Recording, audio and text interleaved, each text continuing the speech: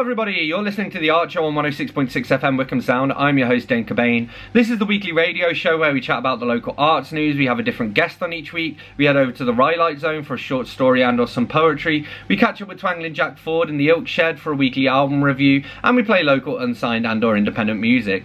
As always, you can find us on Facebook. If you search for The Art Show on Wickham Sound, you should be able to find us. And we're repeating on Wickham Sound on Monday nights. We're on the Wickham Sound Listen Again. We're on iTunes, Spotify and wherever else you get your podcasts.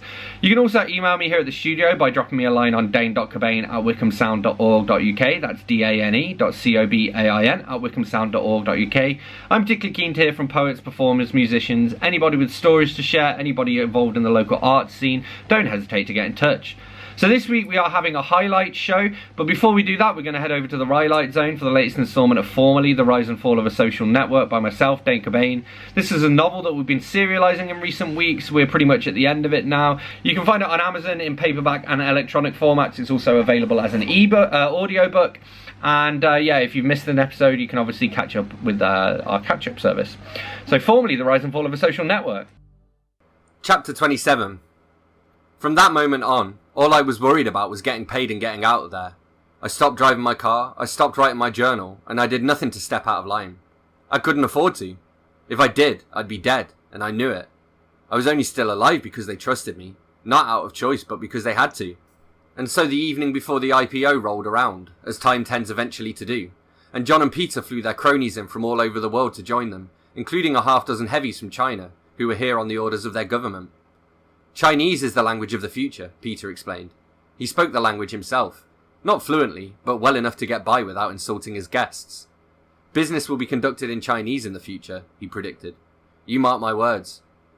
Either way, I didn't want to mess around with those guys. Peter's Chinese was so-so, and John's was pretty poor, and I hadn't got a what they were talking about. I didn't like the look of the Chinese businessmen, either. They were built and dressed to kill, and even Niels and his men would struggle to contain them if a fight kicked off. Luckily, they seemed friendly enough, and so I wasn't too worried when I was called into a meeting with our visitors. I'd been working on some patches, which I was pretty sure broke international copyright laws, so I was perfectly happy to down tools and to walk into the founder's office, back through those double doors, to discuss things. The problem was, I just didn't care anymore. The truth would come out eventually, and I had nothing left to live for. Sarah was gone, Flick was back in the UK, and everyone else was dead. People called me brave, but I wasn't brave. I was just stupid. I was in over my head and I wanted out. Just one more day to go and I was a free man. A rich, free man.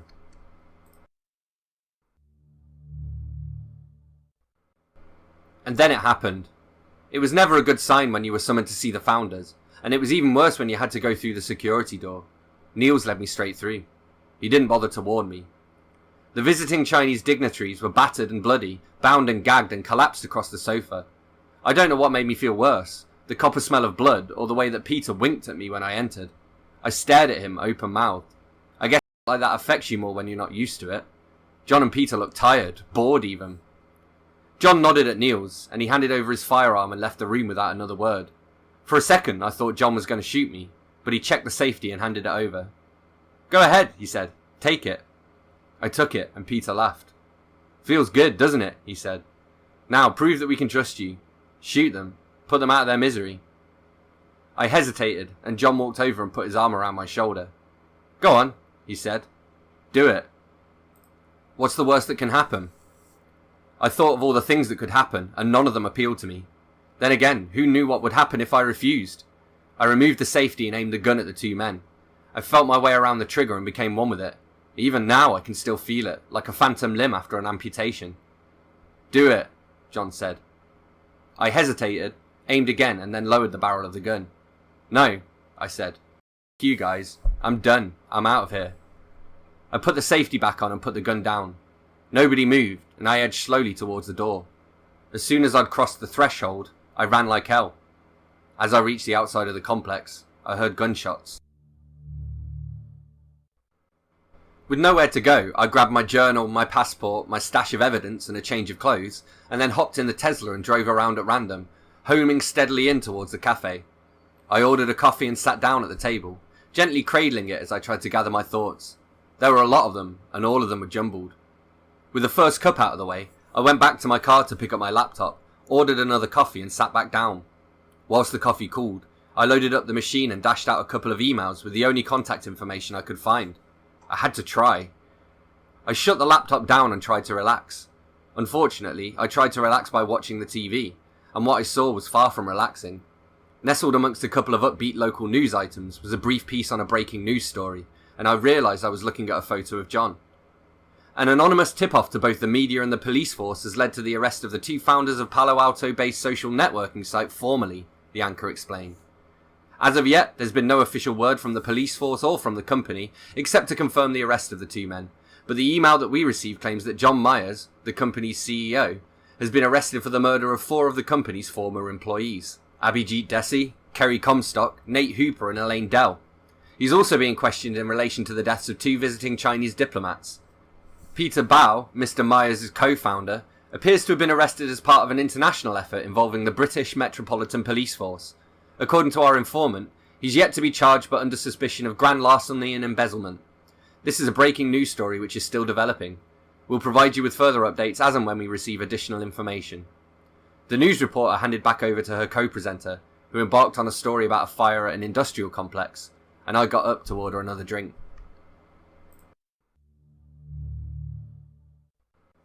I wasn't expecting the cops to find me so quickly, although I knew it was inevitable. For all that, I wasn't exactly hiding. They walked into the cafe like they owned the place, and then they marched straight up to me. "Daniel Roberts?" one of the cops asked. "Mind if we ask you a few questions?" "Am I under arrest?" I asked. "Not yet," he replied. "How did you find me?" The policeman laughed. "Mr. Roberts, if we want to find someone, we find them. The chief wants to talk to you about Formerly. Come on, we'll fill you in at the station." They didn't use their siren, which would have been cool, but I guess they only use that when someone's done something wrong. I didn't think I had. In fact, I didn't know what I'd done. I found out when I got to the station. I caught a glimpse of Peter on my way to the interrogation room, but I wisely avoided eye contact. "Right, Mr. Roberts," Detective Eisenblatter said, as he pulled out a chair for me to sit on. "Do you know why you're here?" "No," I said. Honesty was the best policy, right? "Do tell me."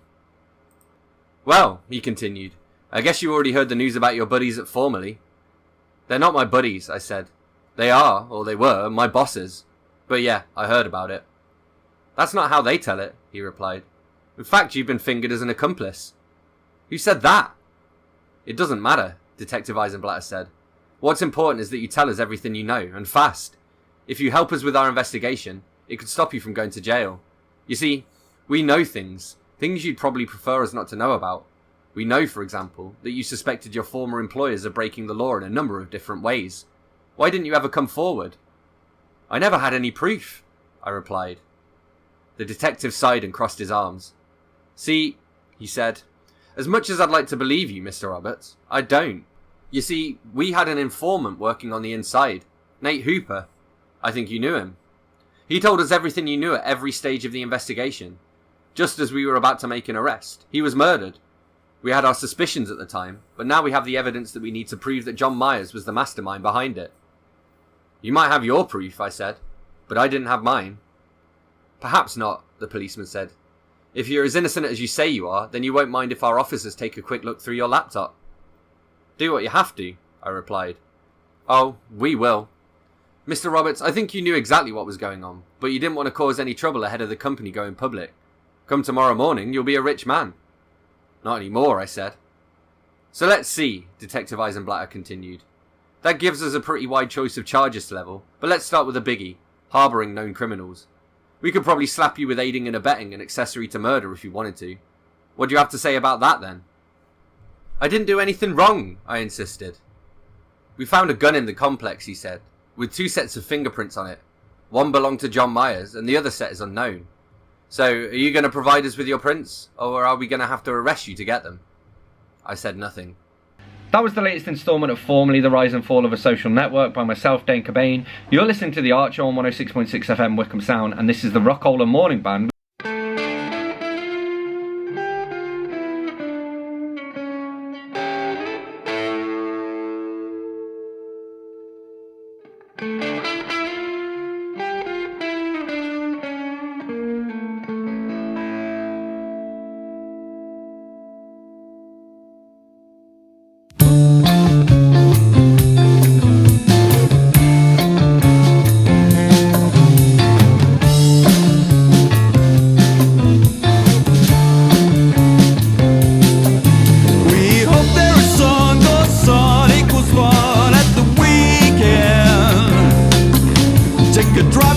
goes for good times, it's the most every weekend.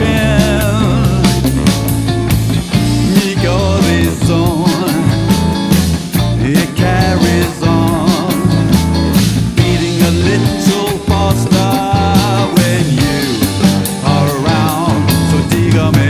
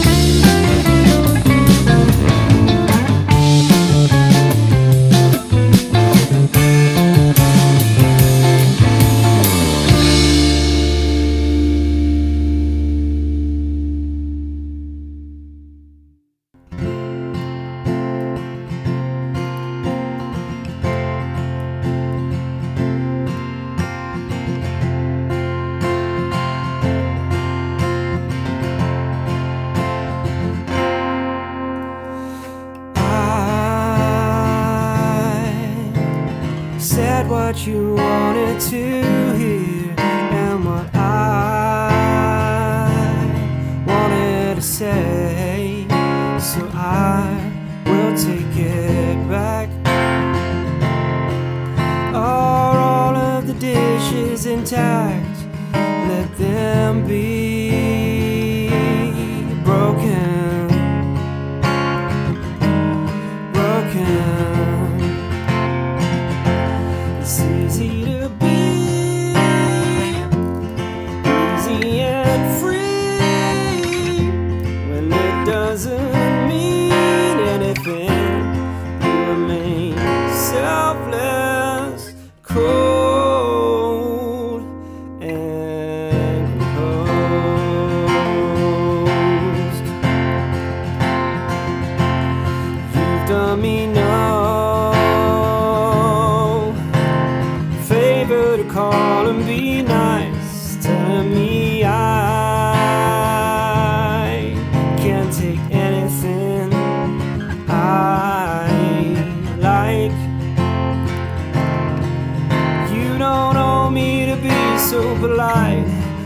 done no wrong.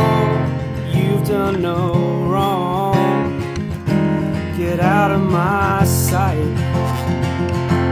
It's easy to be easy and free when it doesn't mean anything.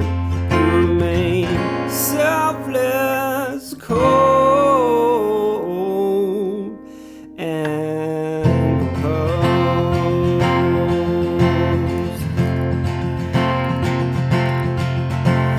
Come on, baby, now throw me one right to the chin. Don't just stare like you never cared. I know you did, but you just smile like a bank teller, blankly telling me have a nice life.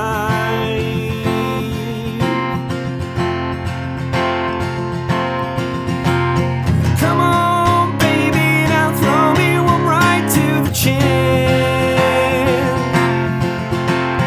Just one sign to show me that you care. But you just smile politely, and I grow weaker and I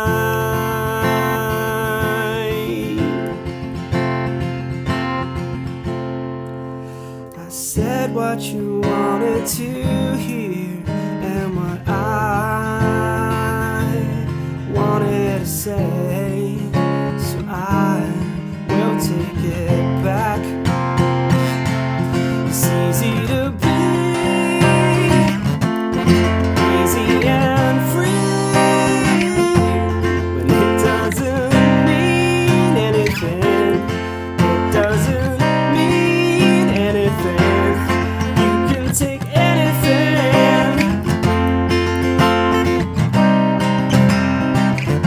Yeah, you can take anything.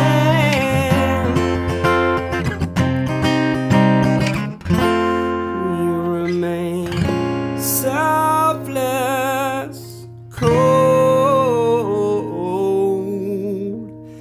and composed.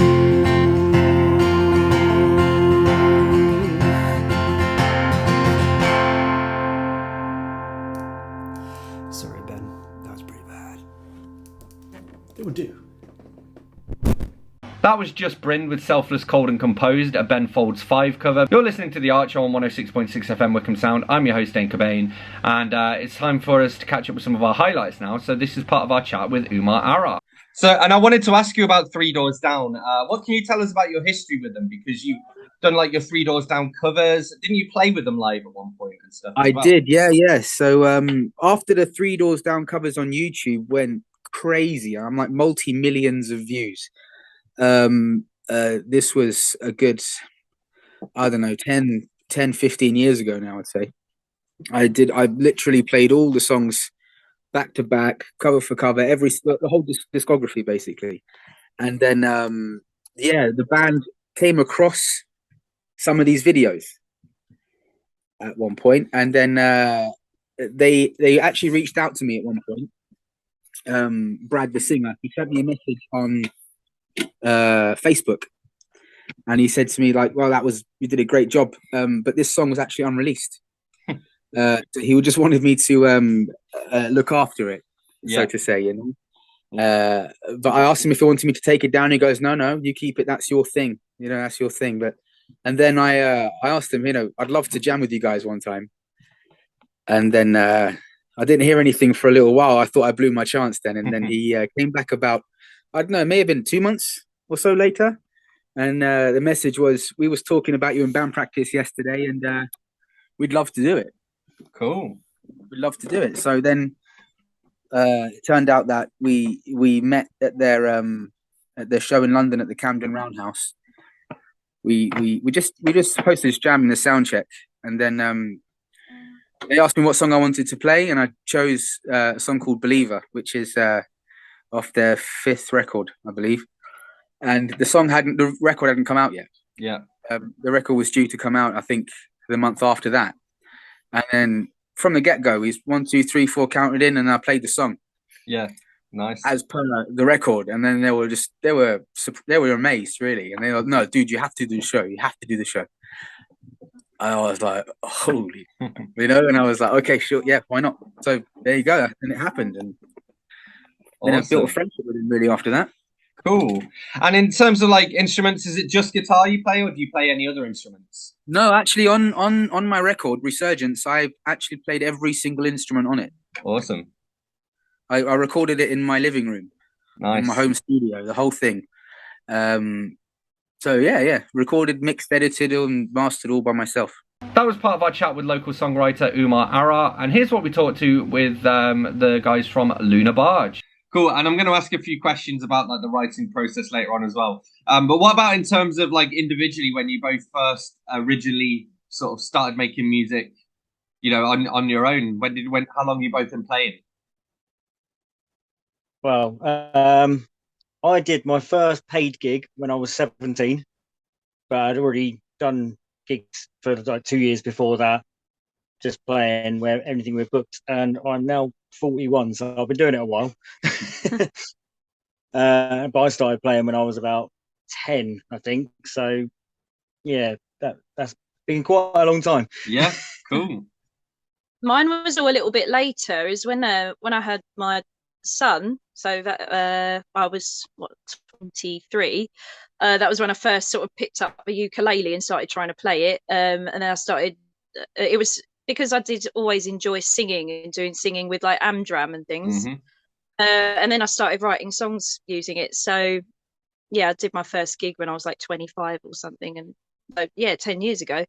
And yeah, so it was done from there. Cool.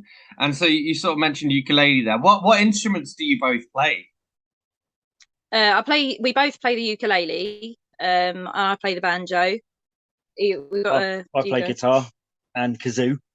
Yeah, and we have these matching stomp boxes. It's just a wooden box with a microphone inside, and we've got a tambourine on it, so we can make little beats while we're so we can just make a racket, really. Yeah. Cool. That was part of our chat with LunaBarge, and this is part of what I talked about when I caught up with blues musician Big Nose Thomas. What was the last book that you read, and what did you think of it? Last book I read, it was called Dead in Dartmoor. The name of the author escapes me, but it was good. I enjoyed it. Cool. Is that like a crime novel? It's a crime one. There's I live in Aylesbury, so the library in Aylesbury, it's basically just crime books. So I'm working my way down. I'm starting at the A's and just working my way down. Cool. That way. Awesome. Cool. And so obviously today I want to chat to you mostly about music. I thought a good place to start would be to ask how long you've been making music and how you got your start. Well, I started playing guitar when I was 13, but I started performing maybe when I was about 19, 20, I think. So the first couple of years when I was playing guitar, I liked the idea of being a guitarist, but I wasn't interested in practicing, shall we say. And then I started listening to older music. I kind of got into guitar through Guitar Hero, and that got me into rock and things like that. And I liked rock music, but then I got into the 60s stuff like Beatles, and then that took me back to Eric Clapton. And then all these names started popping. I got obsessed with Eric Clapton, and all these names started popping up in his interviews about Big Bill Broonzy, Blind Willie McTell, Muddy Waters, all these amazing guys. And then I just started sort of discovering, I think I discovered blues maybe when I was about 16. So I'm 26 now, so that's 10 years of just... I was just obsessed. That was a highlight of our chat with Big Nose Thomas. You're listening to The Archer on 106.6 FM Wickham Sound. I'm your host, Dane Cobain, and this is the Chineapple Punks with Born to Be Wild. Get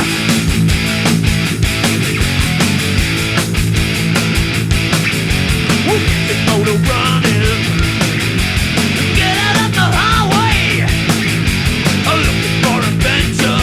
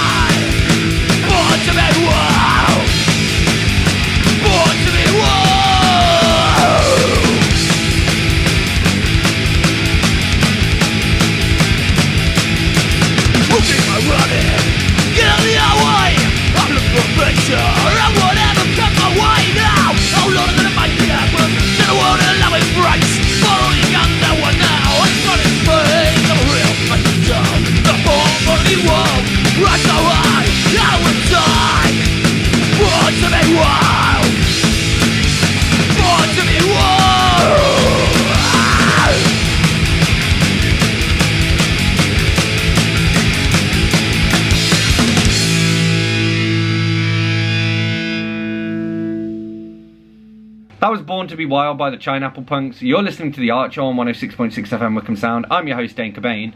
It's time for a few more highlights now. So this is part of our show where we chatted to Betty Accorsi. The first question, you'll remember this from last time, is what was the last book that you read and what did you think of it? This one, Mary Oliver, New and Selected Poems. Cool. Awesome. And how was it?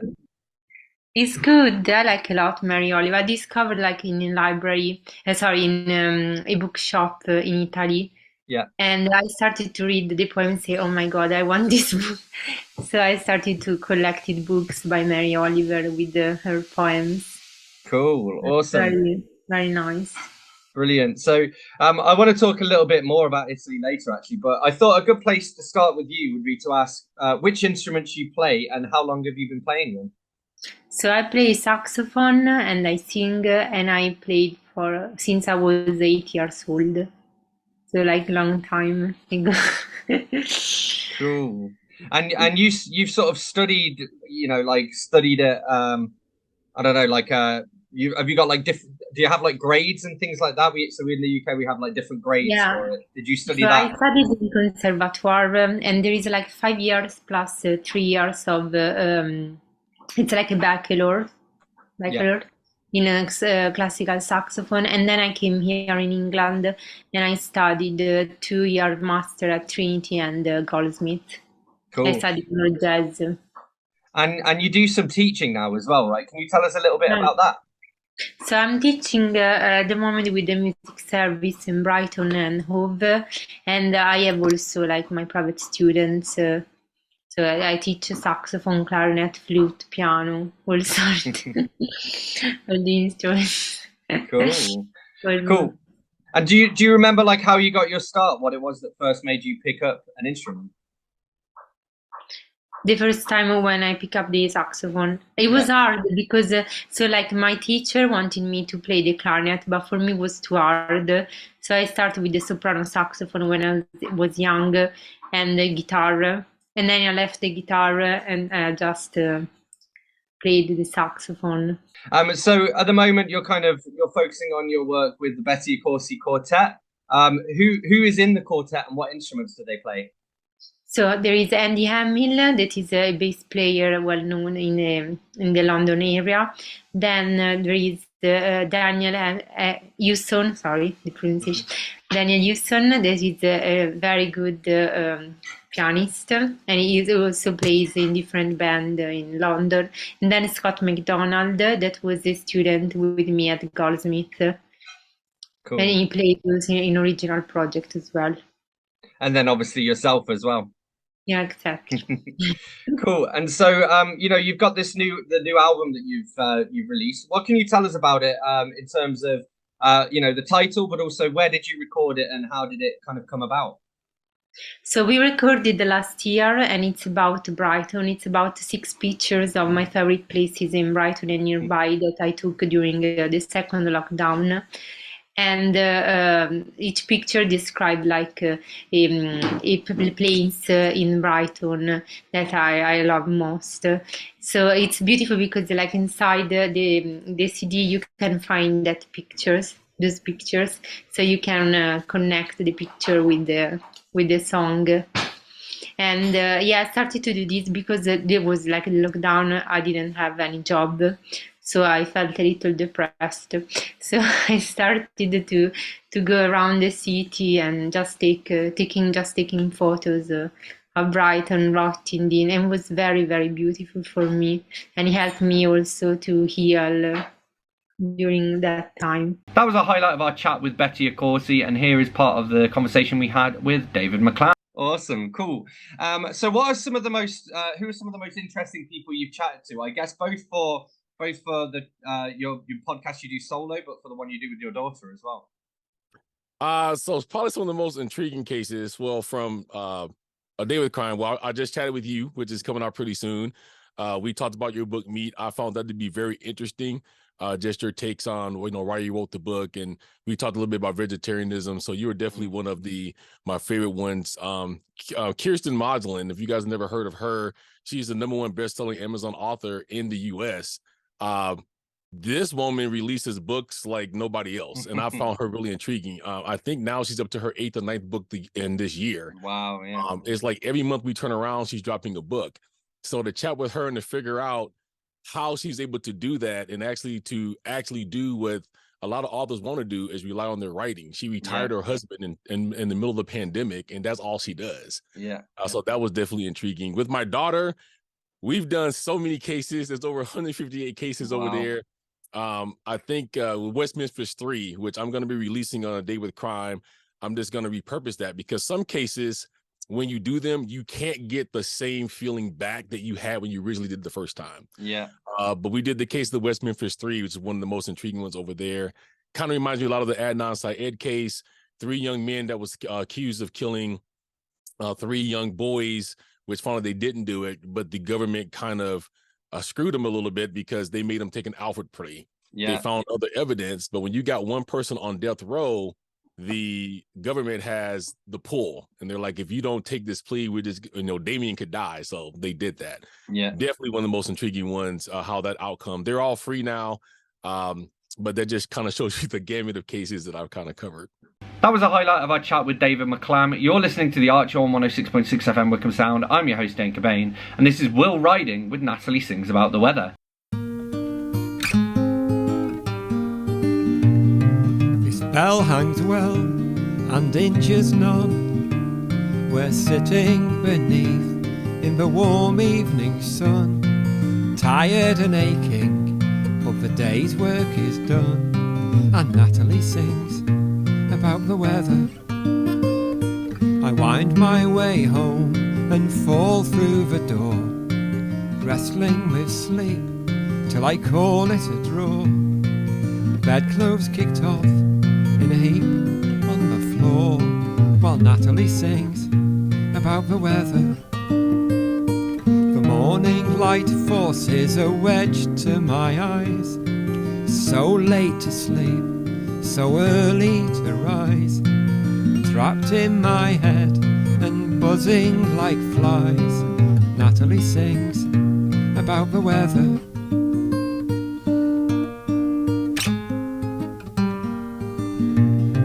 Lifting me up and away from the everyday, the warmest of winds blows all my cares away. It rides in on sunlight, it falls with the rain, it goes round and round 'cause it's stuck in my brain.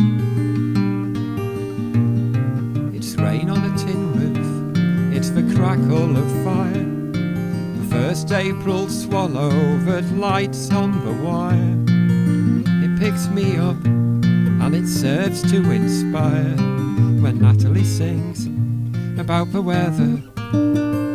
It comes with the seasons, down all the years, locked in my head and trapped in my ears. It straightens my back and my cares disappear when Natalie sings about the weather.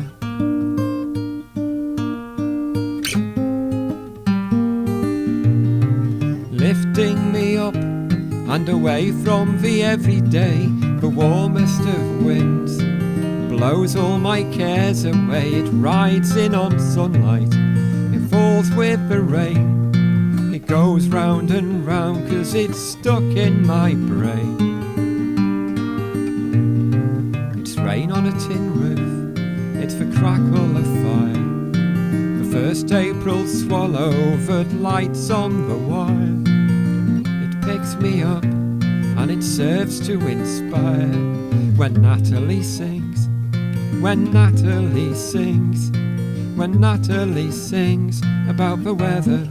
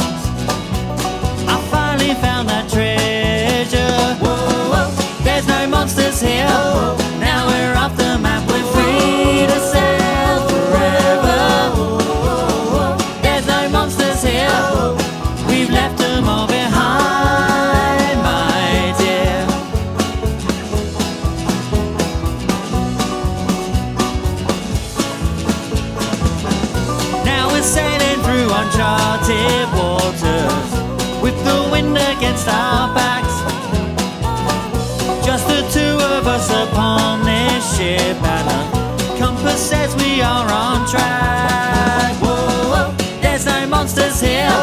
Now we're off the map, we're free to sail forever. There's no monsters here.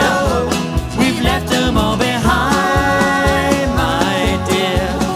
Behind, my dear.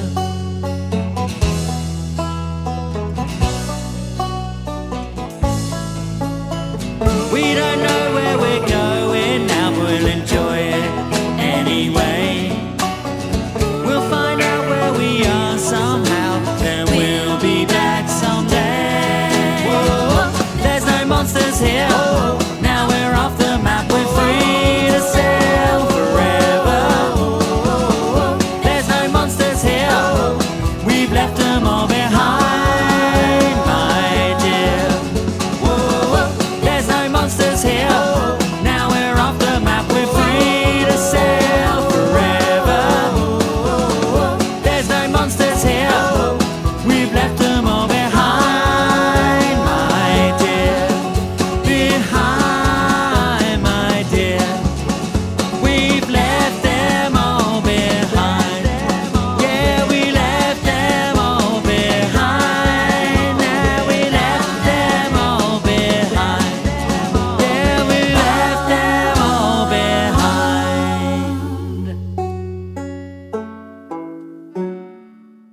That was Map by LunaBarge, and before that we had Natalie Sings About the Weather by Will Riding. You're listening to The Art Show on 106.6 FM Wycombe Sound. I'm your host Dane Cobain, and it's time for us to catch up with Twanged and Jack Ford in the Oak Shed now for this week's album review. Hawkwind, Space Ritual. There was nothing quite like Hawkwind in the early 70s. The Stones had covered similar ground with 10,000 Light Years from Home on Satanic Majesties, and Pink Floyd had done the whole spacey noise thing, with Saucer Full of Secrets, More, and the Small Furry Animals. But Hawkwind were heavier, like a Black Sabbath cover of 8 Miles High. Obviously there was Gong, but they were all Frenchy arty jazzy chateau in the country, whereas Hawkwind were urban headbangers. This album is all about the atmosphere. It is a great swooshing noise, the constituent parts not necessarily distinguishable. There is a famously long onomatopoeic word in one of the first chapters of James Joyce's Ulysses that describes the sound of the waves. That is the sound of Space Ritual. It's a sort of... It is like being trapped in a Doppler effect. The sax rarely sounds like a sax, but it is the usual solo instrument. It is processed to mix in with the synthesizers, which make all the spacey sounds. The type of filtered sounds that would later turn up in techno music. Another Hawkwind trick that would be used in dance music was the habit of playing one chord for an implausibly long period, so that a change to another chord jars you like the ceasing of a sound you had not noticed until it was gone. The effect is one of relief, especially if it is the return to the root chord. Amidst the swirling whirlwind of sound, the one instrument that can clearly be heard, often adding melodic lines whilst fulfilling its rhythmic function, is Lemmy's bass, a bit like Peter Hook in Joy Division. Lemmy also sings, as does the poet and writer Robert Calvert. The science fiction author Michael Moorcock provided space poetry, which Calvert recites in an authoritarian voice. A voice annoyingly imitated at the time by my clever grammar school boy chums, recited Monty Python dead parrot fashion. A bit like this. These are the first signs of sonic attack. You will notice small objects such as ornaments oscillating. You will notice vibrations in your diaphragm. You will hear a distinct hissing in your ears. You will feel dizzy. You will feel the need to vomit. There will be bleeding from orifices. There will be an ache in the pelvic region. You may be subject to fits of hysterical shouting or even laughter. These are all signs of imminent sonic destruction. Your only protection is flight. If you are less than 10 years old, remain in the shelters and use your cocoon. Remember, you can help no one else. The other thing that Hawkwind had that appealed to schoolboys was a topless dancer called Stacia. I saw Hawkwind at a festival in the late 70s with a more pared down guitar dominated sound, and I noticed the similarity between Dave Brock's power chord riffs and punk. Hawkwind's Brainstorm sounds like a simplified version of Anarchy in the UK, with phasing and a percussion instrumental section. Most of their instrumental passages are what I recognise as the Hawkwind solo, though Hawkwind are not the only musical act to play it. You may not recognise the instrument, but the scale is always the same. It is messy and exciting, monotonous and exhilarating. The song Orgon Accumulator has a Spirit in the Sky personal Jesus riff, and seems to be about a device similar to the one in Barbarella. And Master of the Universe has a monster of a riff that has fairly recently been used in a TV advert. There is no single definitive Hawkwind album, and this is probably the best representation of their 70s space rock sound, though you would get a very good idea of the entirety of their music in that period just by listening to the single Silver Machine, which is not on the album, Space Ritual. Big thank you to Twangling Jack Ford for this week's album review. Thank you to everyone whose highlights I shared, everyone whose music I've shared. As always, you can find us on Facebook. If you search for The Art Show on Wickham Sound, you should be able to find us. We're repeated on Wickham Sound on Monday nights. We're on the Wickham Sound Listen again on iTunes, Spotify and wherever else you get your podcasts. You can also reach out to me here at the studio on dane.cobain@wickhamsound.org.uk. That's dane.cobain at wickhamsound.org.uk. So I'm going to leave you with one last tune, and then I'm going to go and turn my boiler off before it explodes. This is Damn Pride with Oh Sanity. I'll catch you next week.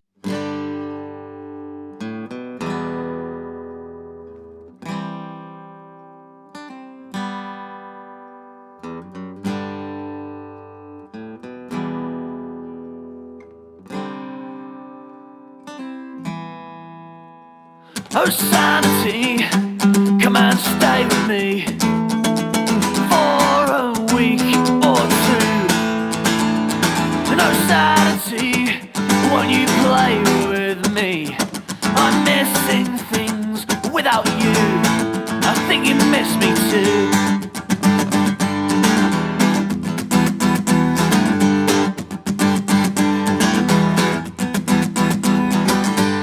Since you left, my life has been unraveling, and it's starting to feel like I've lost my mind. So please come back to me, I promise I won't hurt you. I just want to regain my sense. Sanity, come and stay with me for a week or two. No sanity, won't you play with me? I'm missing things without you. Time goes flying by like a car that's broken down. Thoughts in my head going round and round. So take pity on me, cause I'm slowly going crazy. And it's all because you left me behind. Oh sanity, come and stay with me for a week or two. Oh sanity, come and play with me. I'm missing things without you, and I think you miss me too.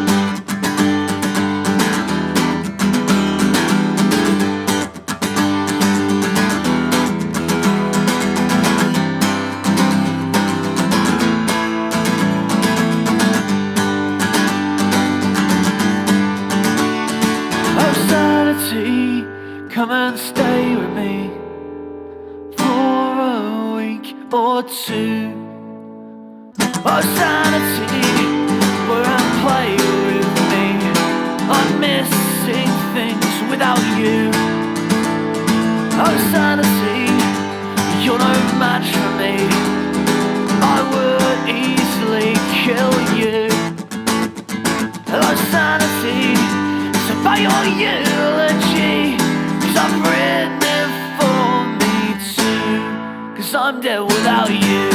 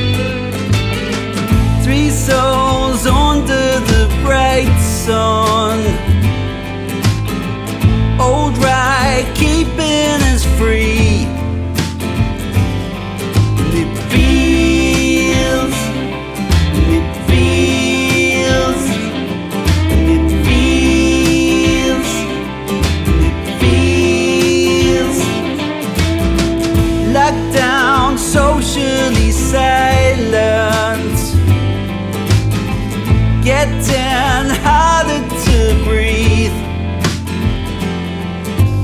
Feels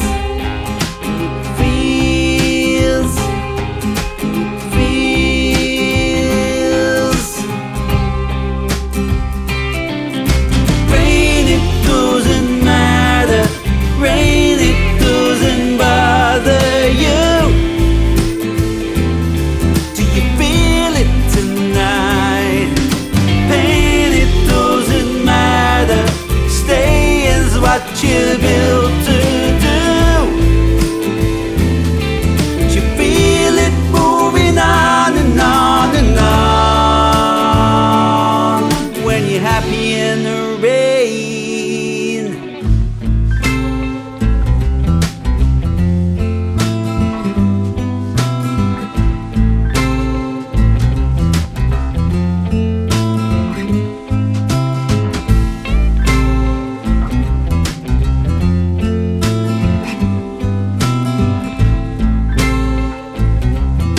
Rain, it doesn't matter. Rain don't bother you. Pain, it doesn't matter. Staying's what you do. Rain, it doesn't matter.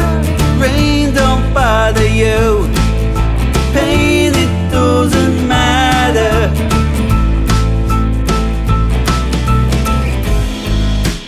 Used to love going through when you come back home.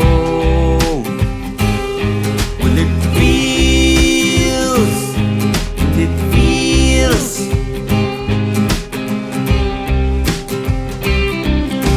rain, it doesn't matter. Rain, it doesn't bother you. Do you feel it tonight? Pain, it doesn't matter. Staying's what you're built to do. But you feel it moving on and on and on when you're happy in the rain.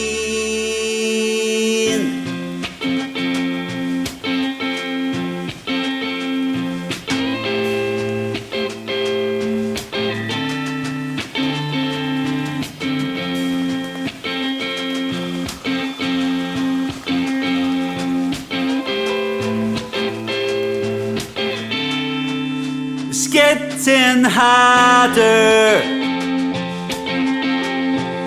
You feel it rising. The only escape is just too frightening to consider. A mind of thunder. Spirit lightning crashing slowly, slowly, slowly, slowly, slowly, slowly down. Bow, it